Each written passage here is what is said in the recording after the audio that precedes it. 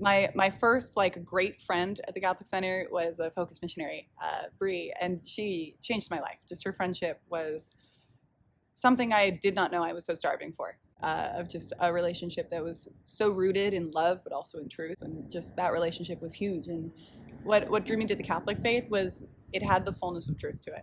I grew up in a Christian home, and there was a deep love of Christ there, but there weren't as many answers as I was looking for. And the more I engaged with the church and what the church teaches and what Catholics who are truly alive believe, the more it made sense with what I believe Jesus to have said and for how life is meant to be lived. I've been really blessed to be part of the student executive board and be working with the grad students.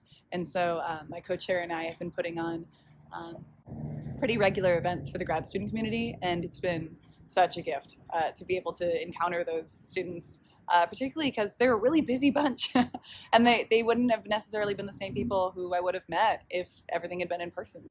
In a time where a lot has been uncertain, a lot has shifted, to have the Catholic Center, to have the sacraments, whether it's virtual, whether it's in person, most especially when it's in person, has been very much an anchor in my life.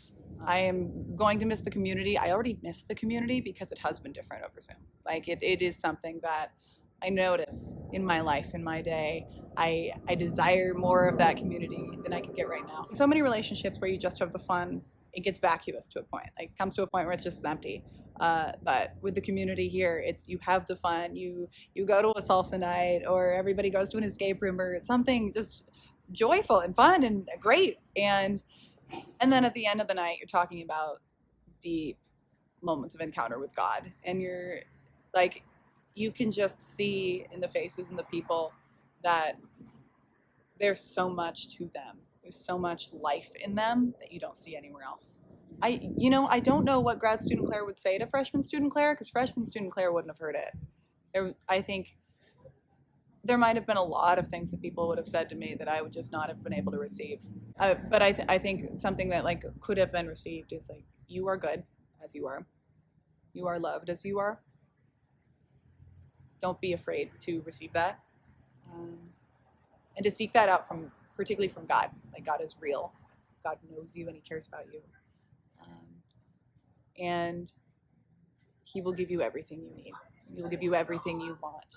And you won't find it elsewhere.